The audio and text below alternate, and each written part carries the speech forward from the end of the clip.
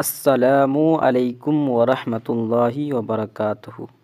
محترم ناظرین، آپ کا چینل میں خیر مقدم ہے۔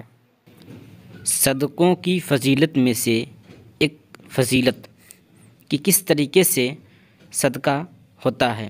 صرف یہ نہیں کہ آپ لوگ ایک دوسرے کو رقم دے دیں تبھی یہ صدقہ مانا جائے، بلکہ صدقے کے بہت سارے طریقے ہیں، جس میں سے ایک طریقہ میں آپ کو بتانے جا رہا ہوں۔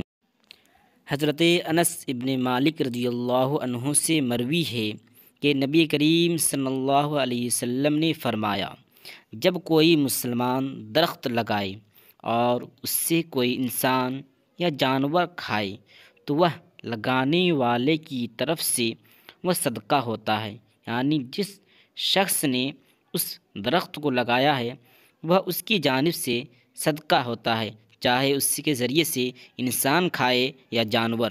اگر آپ کو یہ ویڈیو پسند آئے تو سبسکرائب ضرور کیجیے اور لائک ضرور کیجیے، یہ آپ کے لیے بہت ہی مہربانی ہوگی اور ہمارے لیے بھی بہت مہربانی ہوگی۔